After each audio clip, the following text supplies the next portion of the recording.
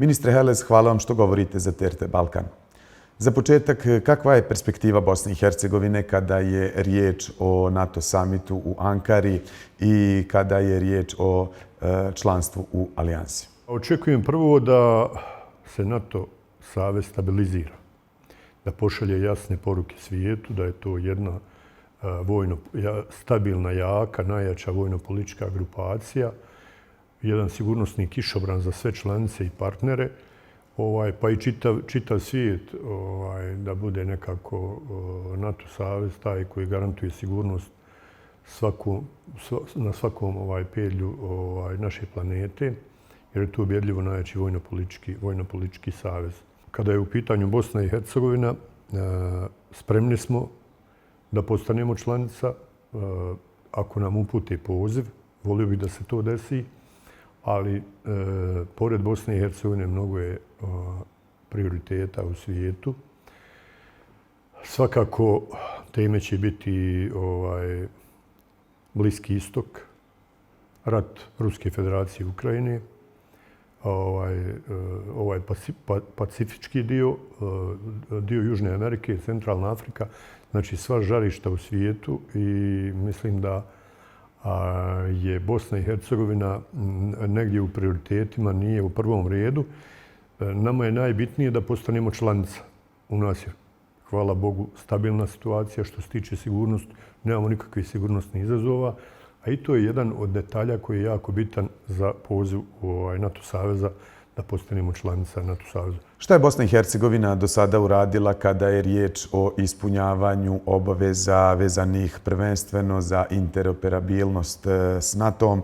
Što u nadležnosti ministarstva kojim rukovodite, a kako je to definisano zakonom o odbrani Bosne i Hercegovine?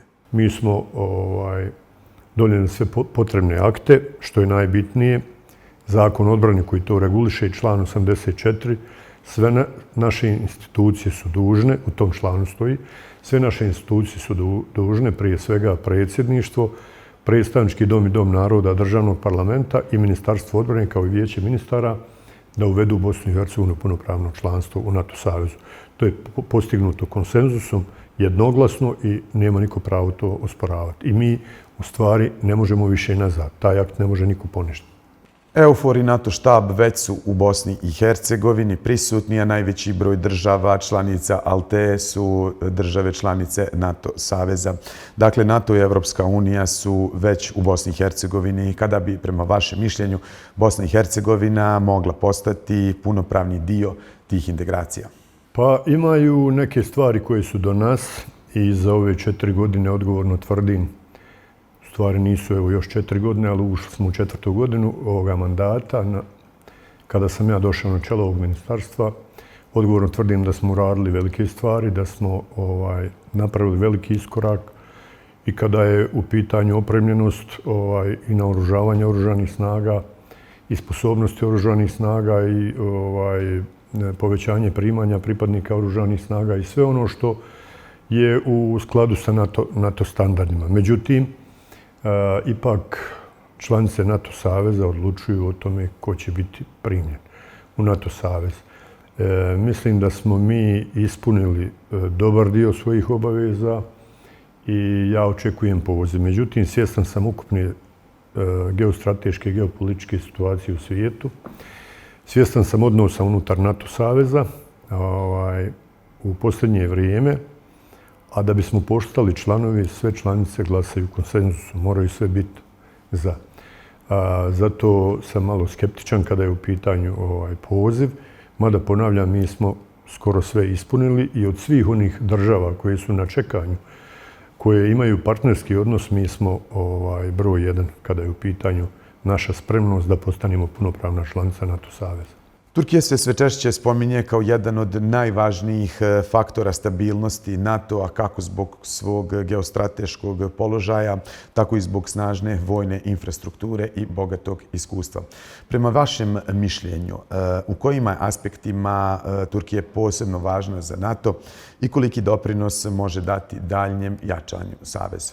Pa prvo želim da naglasim da, pored Sjedinjenih Američkih Država koji su naš ključni partner, a drugi nekako po značaju naš partner je Turska u zadnje vrijeme. Naravno, tu ne smijem da izostavim ni Saveznu Republiku Njemačku, Veliku Britaniju, odnosno Ujedinjeno Kraljevstvo Velike Britanije i Sjeverne Irske, ali u zadnje vrijeme Turska se ističe visokim stepenom razvoja vojne ili namjenske ili odbrambene industrije, znači sve su to sinonimi, i nama pomažu u savremenom naoružanju. Zahvaljujući Turskoj, oružane snage Bosne i Hercegovine imaju neke vrste naoružanja i opreme koje nemaju susjedne zemlje, što nam nekako bili smo prije mog dolaska puno zaostali u naoružanju kada su pitanju naši susjedi, mada taj bečki dogovor postoji iz 1997. godine gdje trebamo pratiti jedne druge i pratiti balans u naoružavanju. U zadnje vrijeme mi to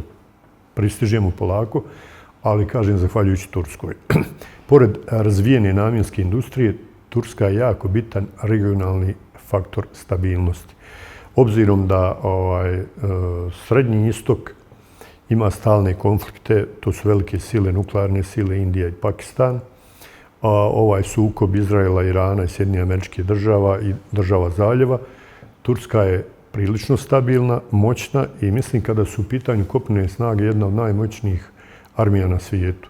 Tako da je Turska za NATO možda sad trenutno u Sjedinjene Američke Države i najstabilnija i najjača vojna sila, a mi imamo sreću da je Turska naš prijatelj, spoljnopolitički partner i neko ko želi da vidi naše oružane snage da su interoperabilne, sposobne, da su obučene po NATO standardima i mi tu dobro radimo sa Turskom.